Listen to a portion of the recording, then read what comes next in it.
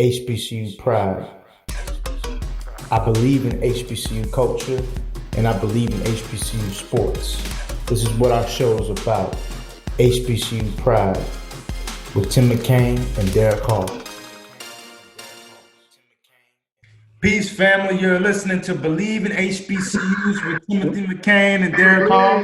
What's happening? What's going on, Tim? How you doing today? I'm good, brother. I'm good. How are you? Hey, man, I'm blessed. Not heaven, man. That's good. That's good. All I can do. So today, man, we got a few topics that we're going to talk about. But the first one we're going to talk about is Chadwick Boseman, the brother who played, the legend who played Black Panther, James Brown. He played Jackie Robinson in 42, and he was a Howard graduate. Honestly, I remember the first time that I saw Chadwick Boseman in the movie. It actually was the movie with Floyd Little. You know, the first he played Floyd Little, and it was with the brother who won the first Heisman, the first black man to win the Heisman, who played for Syracuse. I forgot the brother's name. Ernie Davis. Ernie Davis. Ernie Davis was the first African American to win the Heisman. Should have been James Brown, not James Brown, Jim Brown. But you know, Should have been Jim Brown. But Ernie Davis was the first HBCU player to win, not HBCU player, but the first African American to win a Heisman at Syracuse University. But he played that role, and actually Ernie Davis gave him a little bit of an advice, and I was like, who's this guy? And then I would continually to see more movies by Chadwick Boseman, man. And I just want to know, man, what did you think of Chadwick Boseman and all the movies he did? I mean, Chadwick was a superior person. Let on set the movies aside. Like, you are what your character say you are.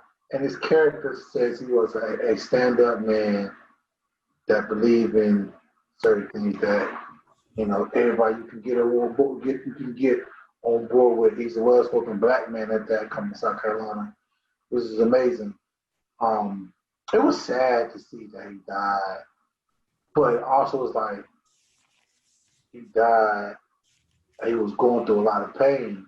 Right. Crazy part. Like, yo, and Chadwick became a legend. You know, just because, like, yo, you made about 8 movies. Right. You made about 8 movies, and you was going through so much pain, and nobody knew. Like, yo, that's amazing. Like, he became a legend. Like, yo, he going through so much pain, but he's still killing himself to deliver for his fans, which was amazing to me. Yeah, man. So he spoke. He was with the Howard. So my fiance, his story, right? Fiance's sister, right? She graduated Howard 2018. So if you going to the thing, Chadwick, so Howard do this weird graduation, like you graduate during a week, right, for your department, and then the end of the day, the end of the week is the whole school. But some people don't go. It's like, yeah, I already graduated, already got my diploma. I don't want to sit out there in the hot sun. But this particular time, like he 18, I think he spoke at 18, which was like, yo, she said, yeah, you going? I said, no. I said, I bet she wish she would have went now, though, knowing that, you know, he delivered an amazing speech that day at Howard. But, you know, this is untimely demise is crazy. Yeah, man. It really is, man. It really shows. You know, one of the things that he talked about though was he you know what's interesting was Donna Ware interviewed him back after he finished James Brown, and one of the things that he talked about was the similarities between playing the James Brown character and the Jackie Robinson character was that they had to lace up their shoes and work every day, no matter what their situation was. No matter what obstacles they had to face, they had to lace up their shoes and go to work. And he talked about how like it showed him that they had discipline. And I believe when he was going through this, when he found out that he had colon cancer, I believe he used those characters and decided, you know what, I'm gonna lace up those shoes and I'm gonna go to work. Yeah. So That's on Chadwick, man. He definitely was a hero. He was to be honest with you, he was somebody that I looked up to. I said a brother that looks like me can be on screen and do the things he did. So rest in peace to Chadwick Rest Boseman. in peace, Chadwick. Yes, sir. Yes, King sir. T'Challa. Exactly. Wakanda forever. Wakanda forever. So I wanna talk about some two athletes, Jordan Cofield and Jermaine Pink. Both of those brothers passed away. Jordan Cofield, he had a 3.2 GPA, and he was a running back who killed it in college. He was a model student, a heck of an athlete, and he had a bright future. He passed away from a motorcycle accident. And Jermaine Pink, he also passed away. We don't really know all the details of what happened with that. But I just wanted to just mention them because, like, I just believe that we have to give a spotlight on the current culture of HBCU, positive and negative. But I wanted to just talk about these brothers because I mean they had people who looked up to them. They inspired people and they inspired their community. And I think I just want to shine the spotlight on them for what they did for the people that they loved and supported. Most definitely. So for our next topic, my man, I was looking at this MEAC all first team, brother. And I want to know your opinion on this, man. They got Jermaine Martin, who's they're gonna say he's the All MEAC Conference Offensive Player of the Year. They got Howard, who also plays for A&T as a Defensive Player of the Year. If you really look at the first team on MEAC, you Mm-hmm. literally only see A&T. You see a couple of Central, one Florida A&M, but you really see A&T. Like when you look at it, why do you think A&T is just so dominant compared to other schools in the MEAC conference? When you win, when you win and you got a great team, like they have been putting in work for a long time. And when you win games, it's only right to reward students that's winning the games, that's working hard. Like, so you got to treat it like, even though, and also, I think when you vote for the first team of any conference, the other coaches from the team also vote too as well. So that shows you that the other coaches from the different from your school in the conference are seeing what you got out there, and like they're being amazed and not just being biased and picking their own players. They're picking players that have hurt them in the past. So it's like, yo, when you win, you most dominant team, you got the best team. Why not put, like, it's all about putting the best players on there on an All American team, no matter how many come from your school. If you was the best player that year at your position, you deserve to be on there. You put in that work, you should do it. No ifs, ands, or buts about it. If you didn't put in that work, but you got a big name, like, you shouldn't be in there because your name, so is your name big, but you're not putting in that work. I got somebody in the gym grinding and you lollygagging. So I mean, that's facts, man. When I look at A&T, bro, I mean, I think it's just the history. I think that's one of the reasons why they've always been dominant, why they're still dominating today, man. I mean, when you look at A&T history from the Greensboro Four to the amount of pride that when people talk about HBCUs, especially here in North Carolina, it's either Central or it's A&T. But when you're in Greensboro, man, like all they talk about is the A&T. All they talk about is the T. I mean, sure. money's in T. You got the fans. So wherever the money goes, if wherever Black people invest in, it's going to be successful. And a lot of Black people invest in A&T, which is why you see they can offer scholarships to athletes. You know what I mean? Where they can get those people like, oh, you thinking about going to A&T? You get a lot of love at A&T, and I just can't Well wait. deserved. Well deserved. You should if you, and to get a lot of love because they got they got students, athletes that graduate, make a difference in the Right. field, and they love the school so much, they promote it, they give back to it. So it's like, it's a love fest. It's a love fest from the time a freshman steps on the campus till they leave and Yes. come back consistently. It's always, and always, it's like that with all black colleges. Like, you love it once you get there. It's a love fest for your 4 years. You go through your trials and tribulations. You see the history. You see the culture that is building, and you see people just like you thriving. Right? You get your job, and you come back because you want to put your school on the map because you know how hard it was for you to get out of that. So, Mm. I got you. Respect. You're right. It is like that in a lot of HBCUs. But I just know, man, when people talk about the T, it's something else, man. I'm just telling you. But maybe that's because I grew up with a family filled with A&T alumni. And I'm telling you, man, they rep the T. I mean, I have uncles that literally will be like, A&T engineering program is better than states. And that's a fact. You know, it's better than this, is better than that. So I'm telling you, man, people got love for A&T, and I think that's one of the reasons why you see A&T at a level. But speaking about like money, and we talk about positions and players, Deion Sanders was actually not. He actually was not connected to Jackson State. There was some rumors that came out that he could potentially be a head coach at HBCU. However, they said that that was not the case. Derek, in your opinion, what would it be like if Deion Sanders were the coach at a HBCU? it'll be fun. It will bring a lot of money to the school and the program.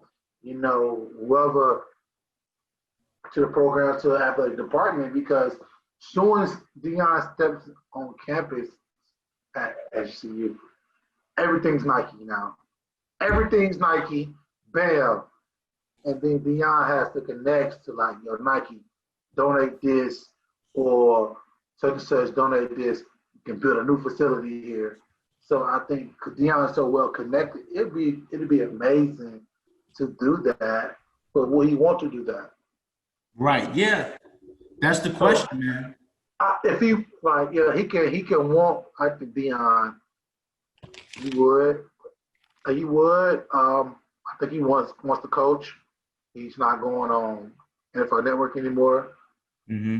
because he wants to coach. But I also think he wants to see his kids play too as well. So Yeah, you know, he's got two kids right now that are killing the game. He's got a son who's a cornerback. I think he's going to go to South Carolina. I think I think he's going to South Carolina. Then he's got his youngest son, it's a quarterback. who's a quarterback for Trinity Christian, which is where Deion Sanders is the offensive coordinator. Yeah. But he did say in an interview that he was thinking about becoming a head coach by next year. And I Bleav that would, yeah, by next year, 2021. So I'm telling you, man, Deion, I think and this is my personal opinion on it, I feel like before he becomes a head coach from a college team, I think he needs to go and be an offensive coordinator at a college team instead of just being straight coach, you know, from offensive coordinator to head coach. I mean, he was offensive coordinator at high school. I feel like he might need a little bit of time. You don't think See? so? Oh, wow. Why do you think that? Why do you think you need time? Well, just because, man, I mean, it's just a huge leap. I mean, think about it. You have certain coaches who retire. I mean, Deion Sanders has a lot of different things he's doing. And it's like if he's a head coach, he's gotta like give a lot of stuff up. I mean, we're talking about somebody who's like super entrepreneurial, somebody who's like invested in different things. And it's like if he gradually if he goes to the college level, becomes offensive coordinator, sees how much time he can get rid of some of those things or have somebody else run his business while he becomes, you know what I'm saying, where he's just jumping in. I'm Right. saying from a financial perspective, from a business perspective, if I were Deion Sanders, or if I was close to Deion Sanders, I would recommend, hey, look, why not be the offensive coordinator, figure out what style you want to do, and then your other businesses, you have other people work on it with you, and then gradually become a head coach. I get that, but consider Dion's age. Mm. Consider his age. I don't think he's only at his age, who he is, his persona. I don't think it doesn't work. High school works is cool because nobody's, nobody's like paying him out of kindness of your heart. You just go on campus, you getting paid. Now you lose a few games. The head coach like, yo, what do you think about Dion taking your job? It's about, I think his persona and his name is too big to be offensive coordinator at college. But So doesn't he it has happen to all be the a time head coach. anyway? Like, but Derek, doesn't it happen all the time? Like, if you have let's say you have a defensive minded head coach, and the offense is doing an incredible job, but the defense is lacking and they're losing games.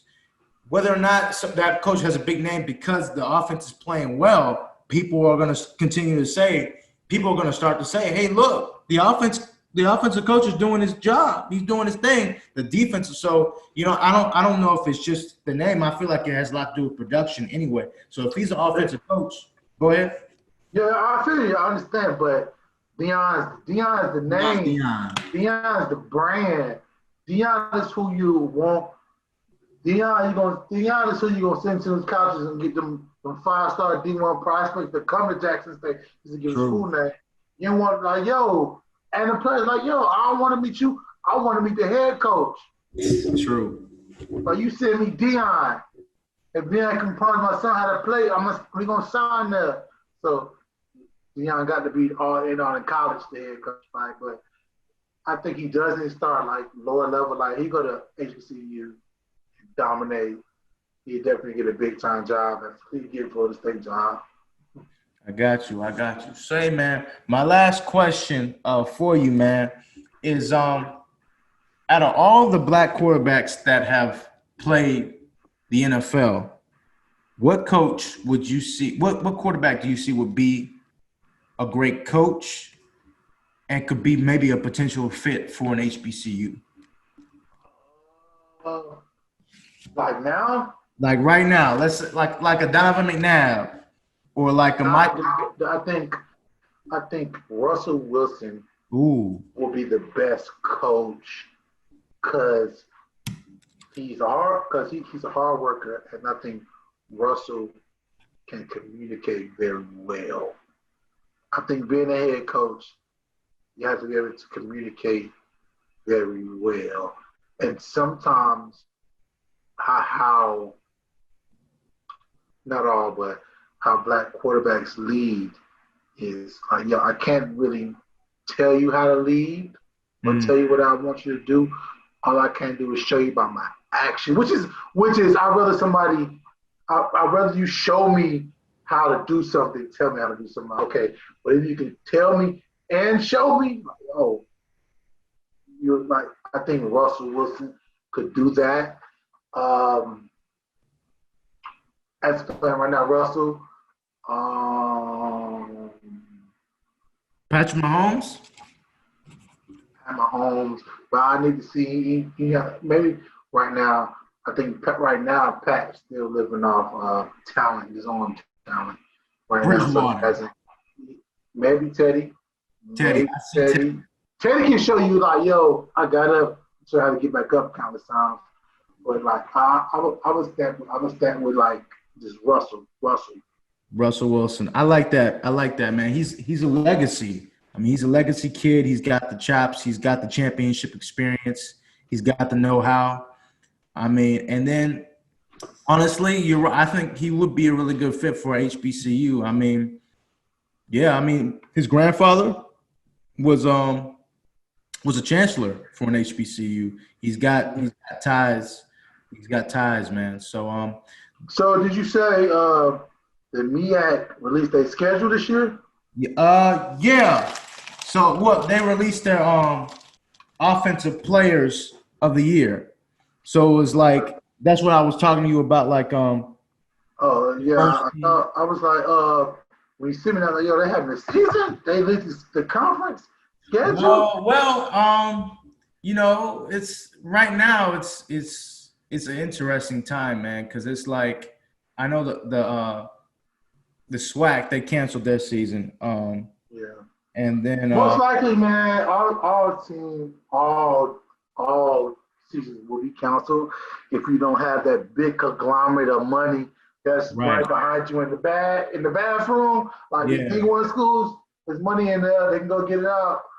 Cause don't like I feel bad for like HBCUs, SWAC, MEAC, NCAA, right, the lower D1 schools that doesn't necessarily have the cachet, the green paper to really like, oh, we can afford to do these coronavirus tests. We can afford to have doctors there every other day, make sure nobody gets sick, yeah, and man. they can afford a cleaning service to clean the weights daily. Wow. So that's that. And, they can spread out better, like without taxing the students. Like you can. I'm pretty sure SWAC had the money.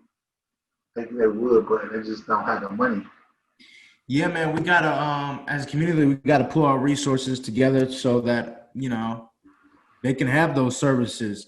But I just think during this time period, we might not get back to like regular sporting events till like 2021, 2022.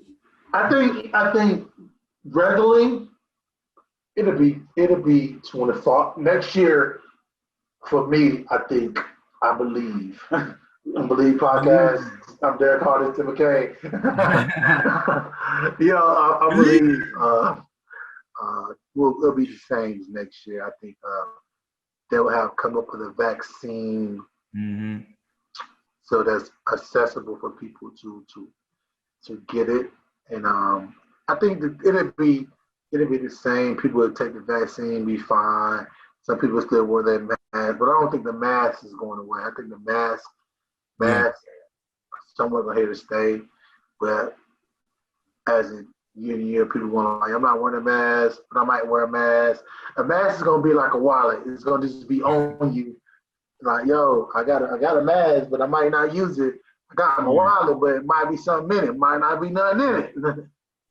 So, It's gonna be it's already gonna be like a fashionable thing. They probably already got like masks where it's a part of the outfit. They're gonna start making masks where it's gonna be cool. I can't wait till they have like HBCU covered masks, you know what I mean? HBCU designs, put Jackson right. State, A&T, North Carolina Central. You're gonna see all that kind of stuff coming out.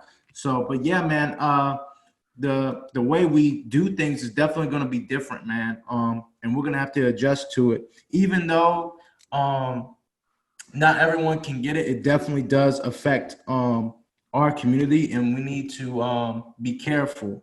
You know what I mean? We got to watch what we eat. And I Make think, sure you go get tested too, man, as well. yeah, and get tested too. It's definitely something that we got to think about in our community. But hey, thank you everyone for listening to Bleav in We HBCUs. believe. Tim McCann, Derek Call. Y'all have a blessed one. Peace.